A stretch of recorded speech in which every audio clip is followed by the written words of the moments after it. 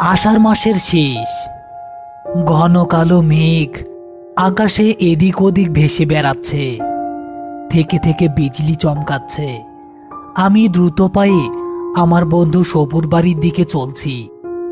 ওকে সবাই সবু বলেই ডাকে। সবু, সবু, আছিস বাড়িতে? আরে শুভ যে, আয় বাবা, ভেতরে আয়। সবু উপরে ওর ঘরে আছে, তুই গিয়ে বস। আমি তোদের জন্য গরম গরম লুচি আর গরুর মাংসের ঝোল নিয়ে আসছি। উফ খালা, এই মেঘলা সন্ধ্যায় আপনার হাতের রান্নার ঘ্রাণ পেলেই মনটা যেন জুড়িয়ে যায়। আমি আসছি, আপনি জলদি নিয়ে আসুন।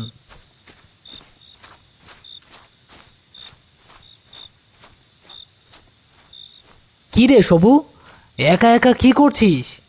আরে শুভ যে, আয় বস। এই তো ভাই, গল্পের বই পড়ছিলাম। কলেজের পরীক্ষা তো শেষ, লম্বা ছুটি পড়ে গেল। ভাবছি কোথাও থেকে ঘুরে এলে মন্দ হতো না। একদম ঠিক বলেছিস, কিন্তু যাবি কোথায়? কোনো নিরিবিলি শান্ত জায়গা হতে হবে কিন্তু। আহ আমাদের দেশের বাড়ি শীতলপুর যাবি? তোর কাছে তো অনেকবার গল্প করেছি ওখানকার। প্রায় বছর ছয়েক আগে শেষবার গিয়েছিলাম দাদাজান ইন্তেকাল করার আগে। কিন্তু ব্যাপার কি জানিস, এত বছর বাড়ি থাকা সত্ত্বেও দাদাজান আমাদের কাউকে ওখানে রাতে থাকতে দিতেন না। উনি একাই থাকতেন। বলিস কি, এখন ওখানে কে থাকে? দেখাশোনার জন্য একজন থাকে। আব্বাকে বললে উনি হয়তো যাওয়ার ব্যবস্থা করে দিবেন। আমি আজকেই আব্বাকে একটা চিঠি বা খবর পাঠানোর ব্যবস্থা করছি। এই নে বাবা, তোদের জন্য গরম গরম ফুলকো লুচি আর লাল লাল ঝাল ঝাল আলুর দম আর মাংস নিয়ে এলাম। সুবহান আল্লাহ, কি অপূর্ব ঘ্রাণ খালা। বসেন আমাদের সাথে। তোরা কি নিয়ে গল্প করছিলি? মা, এই ছুটিতে আমরা শীতলপুরের বাড়িতে বেড়াতে যাওয়ার কথা ভাবছিলাম। তুমি কি বলো? কি, শীতলপুর? ও কথা ভুলেও মুখে আনবি না সবু, তোর আব্বা জানলে খুব রাগ করবেন। কিন্তু কেন মা, ওখানে কি এমন আছে? ছোটবেলা থেকেই দেখছি শীতলপুরের কথা তুললেই তোমরা কেমন যেন চুপচাপ হয়ে যাও। আমি সবটা জানি না বাবা, তবে তোর দাদাজানের মুখে শুনেছি ওখানে ভয়ঙ্কর কিছু একটা আছে। গ্রামের লোক ওটাকে কালা হেকো বলে ডাকে। তোর আব্বাও ভয় পায়। আরে দূর মা, ওসব গ্রাম্য কুসংস্কার। আমি আব্বার সাথে কথা বলে নেব। তোরা শীতলপুরেই যাবি? তোর দাদাজান পর্যন্ত কোনোদিন আমাকে রাতে ওখানে থাকতে দেননি, আর এখন তোরা বলছিস তোরা ওখানে গিয়ে থাকবি? আব্বা, কারণটা তো বলবেন। দাদাজান কেন বারণ করতেন? হ্যাঁ, উনি কোনোদিন পরিষ্কার করে কিছু বলেননি, শুধু বলতেন রাতে ওখানে থাকা যাবে না। তবে যখনই ওখানে যেতাম, যাওয়ার আগে এই বিশেষ তাবিজটা উনি আমাকে পরিয়ে দিতেন, আর তখন থেকেই এটা আমার গলায় থাকে। শোন বাবা, তোদের দুজনকে আমি একা ওই অভিশপ্ত বাড়িতে ছাড়তে পারবো না। আমিও তোদের সঙ্গে যাব। মা সাথে থাকলে সন্তানের কোনো ক্ষতি হবে না, ইনশাআল্লাহ। আচ্ছা ঠিক আছে মা, তুমিও চলো আমাদের সাথে। তবে একটা শর্ত সবু, এই তাবিজটা তুই সবসময় গলায় পরে থাকবি।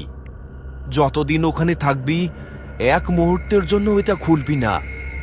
এতে তোর ভালো ছাড়া মন্দ হবে না।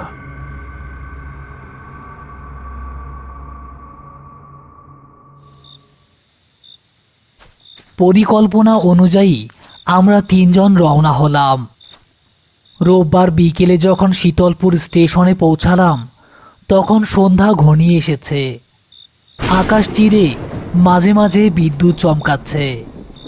কিরে সবু, এখন কোন দিকে যেতে হবে? চিনতে পারবি তো? আব্বা বলেছিল স্টেশন থেকে পশ্চিম দিকে গেলেই কিছু একটা পাওয়া যাবে। ওই দেখ, একটা ভ্যান দাঁড়িয়ে আছে। ও চাচা, শীতলপুর জমিদার বাড়ি যাবেন? আহ, এত রাতে জমিদার বাড়িতে কি কাজ আপনাদের? ওটা আমাদের দাদাজানের বাড়ি। আমরা ঢাকা থেকে এসেছি বেড়াতে। ও আচ্ছা, তাহলে উঠে বসুন। ভাড়া কিন্তু 50 টাকা লাগবে।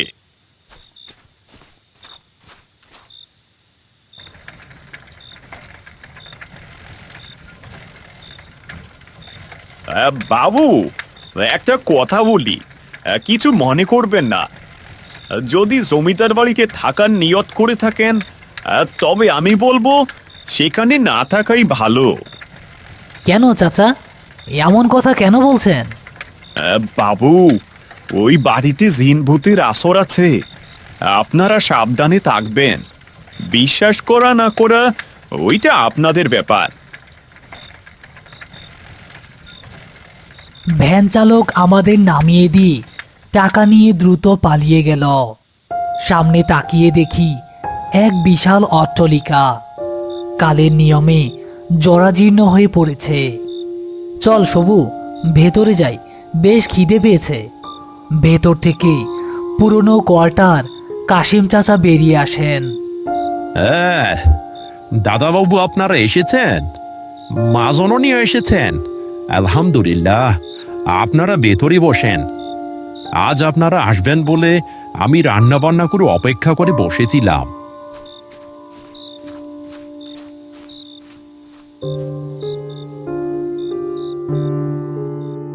আচ্ছা কাশিম চাচা, আসার সময় ভ্যানওয়ালা বলছিল এই বাড়িতে নাকি ভূত থাকে। দাদাবাবু, রাতের বেলা এসব কথা বলতে নেই, তবে সাবধান করে দিই, রাতে শোবার পর যদি কোনো আওয়াজ পান, খবরদার ঘরের বাইরে বেরোবেন না।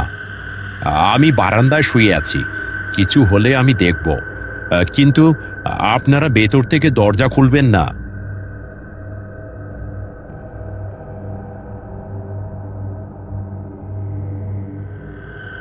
ঘড়িতে তখন কয়টা বাজে জানি না। হঠাৎ আমার দম বন্ধ হয়ে আসতে লাগলো। মনে হলো কেউ যেন আমার মুখের ওপর ঠান্ডা নিঃশ্বাস ফেলছে। আমি ধীরে ধীরে চোখ খুললাম। জানালার দিকে তাকাতেই আমার কলিজা শুকিয়ে গেল। হ্যাঁ, ওটা কে? জানালার বাইরে ওটা কে? হ্যাঁ, কি রে শুভ, কি হয়েছে? সবু, জানালার বাইরে আমি একটা বীভৎস চেহারা দেখেছি। কেউ একজন তোর দিকে তাকিয়েছিল। ঠিক তখনই ছাদ থেকে একটি বাচ্চার খিলখিল হাসির শব্দ ভেসে এলো। ওই শুনলি, ছাদ থেকে হাসির শব্দ আসছে। এত রাতে ছাদে কে? খালা পাশের ঘর থেকে ছুটে এলেন। কি হয়েছে বাবা, তোরা চিৎকার করছিস কেন? দাদাবাবু, ওরা জেগে উঠেছে। কালো হোকা জেগে উঠেছে।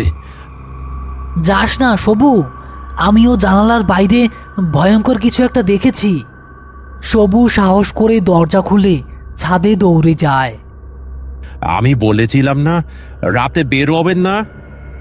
আহ, আমি দেখবো খেয়ে ওটা। কিসের এত ভয় তোমাদের?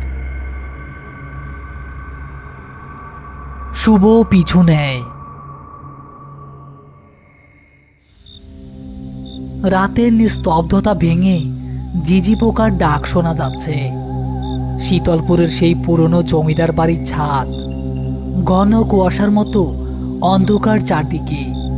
ছাদের এক কোণে কার্নিশে একটা ছোট্ট ছায়ামূর্তি উবু হয়ে বসে আছে। এই শুভ, দেখ, ওখানে কেউ বসে আছে। এই তুমি কে? এই মাঝরাতে কার্নিশ এইভাবে বসে আছো কেন? একটু এদিক ওদিক হলেই তো পড়ে যাবে। নেমে এসো বলছি। নামার জন্যই তো বসে আছি, তবে নিচে নয়, তোমাদের বুকের ওপর।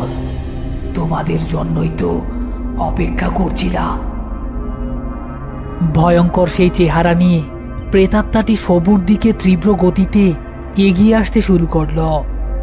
সবুর গলায় থাকা রূপোর তাবিজটি হঠাৎ করে নীল আলোর মতন জ্বলতে শুরু করলো। প্রেতাত্মাটি আর্তনাদ করে ছিটকে পিছিয়ে গেল। ওই তাবিজ, ওটা সরাও। ওই আগুনের গোলাটা সরাও। ওটার তেজ আমি সহ্য করতে পারছি না। কে তুমি? কেন আমাদের ওপর তোমার এত রাগ? এই বাড়িতে তো আমরা মাত্র এলাম, আমরা তো তোমার কোনো ক্ষতি করিনি, তবে কেন আমাদের মারতে চাও? তুই করিসনি, তোর রক্ত তো করেছে। এই বাড়ির প্রতিটা ইট আমার আর আমার বাবার রক্তে ভেজা। আমি ছিলাম এই বাড়ির মালির ছেলে।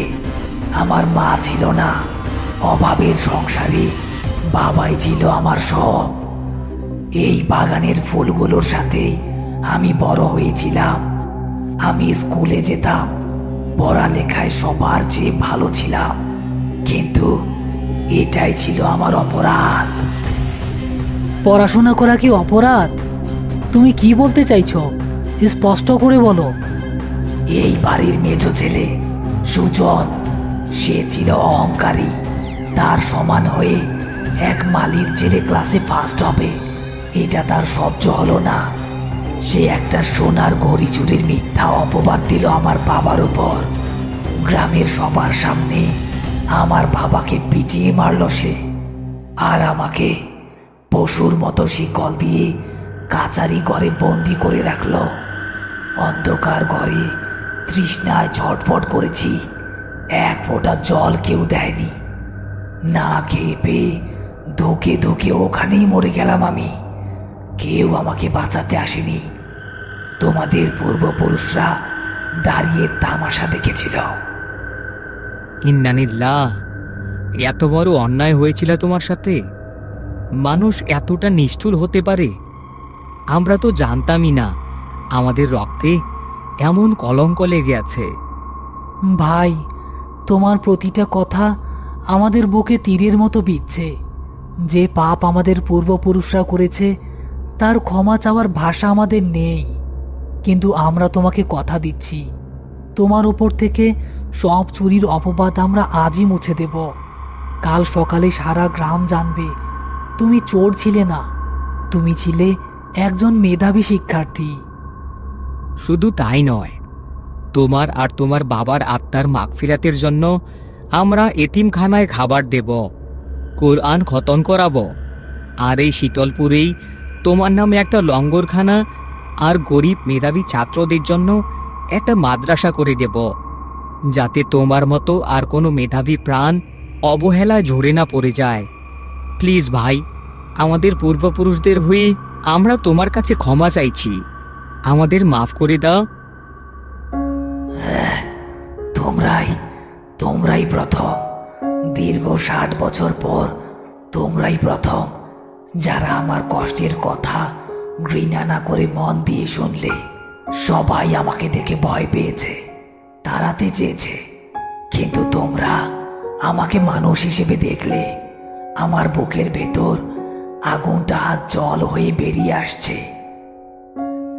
আমাদের বলো, তোমার আত্মা কিভাবে শান্তি পাবে?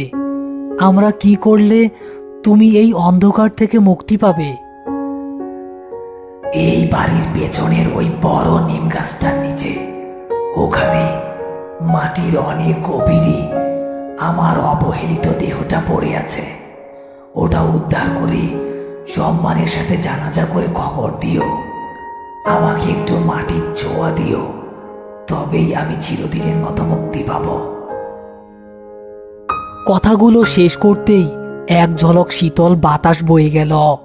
প্রেতাত্মাটি ধোয়ার মতো মিলিয়ে গেল আকাশের অন্ধকারে।